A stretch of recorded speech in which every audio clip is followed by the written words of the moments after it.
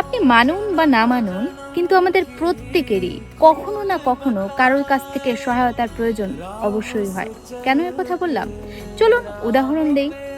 ভগবান শ্রী রামচন্দ্র যদি সুগ্রীবকে সহায়তা করার জন্য বালিকে বধ না করতেন, তাহলে হয়তো কখনোই বানর সেনার তিনি সহায়তা পেতেন না, এবং না জানি হয়তো ভগবান শ্রী রামচন্দ্র তার পরম ভক্ত হনুমানের সাথেও তার কখনো দেখা হতো না।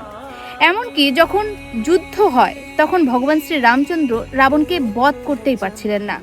তখন এক ব্যক্তি এসে ভগবান শ্রী রামচন্দ্রকে বলেন, আপনি রাবণের নাভিতে তীর নিক্ষেপ করুন, কারণ রাবণের নাভিতেই অমৃত কলস রয়েছে।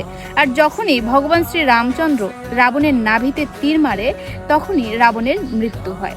আর এই ব্যক্তিটা অন্য কেউ ছিল না, বরং স্বয়ং রাবণের ভাই বিভীষণ ছিল। এখন ভগবান শ্রী রামচন্দ্র যদি বিভীষণকে তার শরণে না নিতেন, যদি তাকে সহায়তা না করতেন, তাহলে হয়তো ভগবান শ্রী রামচন্দ্র রাবণকে বধ করতেই পারতেন না, আর এই যুদ্ধে হয়তো জয়লাভও করতে পারতেন না। এজন্য যখন আমাদের ভগবান শ্রী রামচন্দ্র বা ভগবানকেও যখন অন্যের কাছ থেকে সহায়তা নেওয়ার প্রয়োজন পড়ে বা অন্য কাউকে সহায়তা করে, সেখানে আমরা তো সাধারণ মানুষ, তাই কারোর কাছ থেকে যদি সহায়তার প্রয়োজন হয় তাহলে অবশ্যই সহায়তা চেয়ে নিন, এখানে খারাপ কিছু নেই। হরে কৃষ্ণা।